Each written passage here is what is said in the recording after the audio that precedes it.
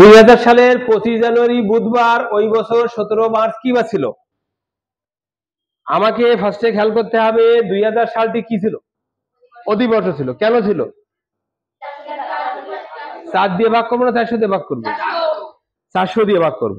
যদি কোন সালের শেষে দুটো শূন্য থাকে কমপক্ষে, ওই সালটাকে 400 দিয়ে ভাগ করে মেলাতে হবে। যদি মেলে তাহলে অধিবর্ষ হবে, যদি না মেলে অধিবর্ষ হবে না। 4 দিয়ে ভাগ করা ওখানে যাবে না। বলতো 2100 সালটা কি অধিবর্ষ কিনা? কারণ 2100 সাল 4 দ্বারা বিভাজ্য, কিন্তু 400 দ্বারা বিভাজ্য না। যেহেতু কোন সালের শেষে 2 অঙ্ক শূন্য, সেখানে 400 দিয়ে ভাগ করতে হবে। 2100 সাল কিন্তু অধিবর্ষ নয়, তাই না? 2000 একে ভাগ করলাম 400 দিয়ে, 5, তার মানে বিভাজ্য, এই ভাগশেষ ভিন্ন, তাই না? অতএব 2000 সাল অধিবর্ষ। অতএব 2000 সালের ফেব্রুয়ারি মাস কতদিন হবে?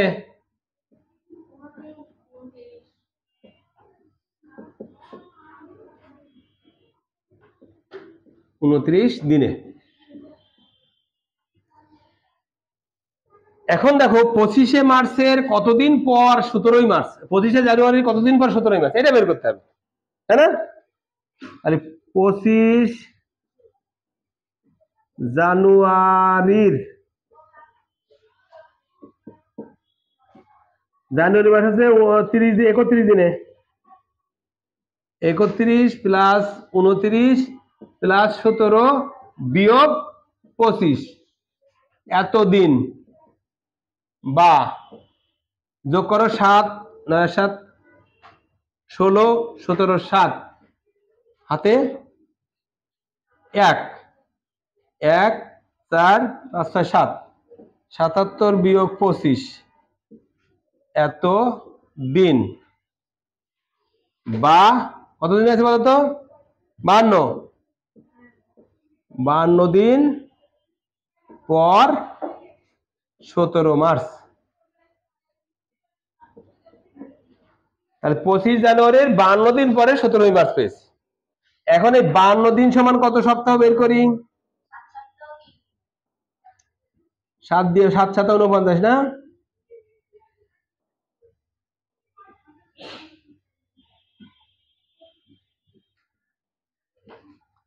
তার মানে 52 দিন সমান 7 সপ্তাহ 3 দিন।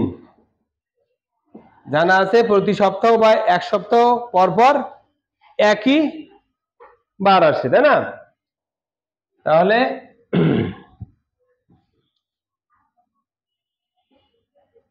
25 জানুয়ারির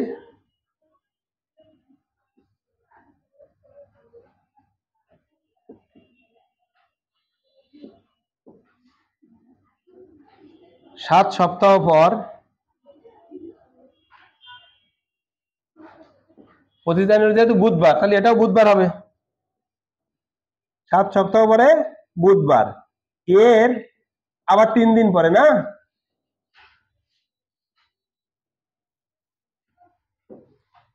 বুধের পরে 3 দিন যাব, বৃহস্পতি শুক্র শনি।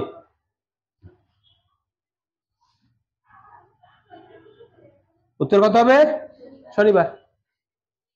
ঠিক আছে, বুঝছো? ওকে।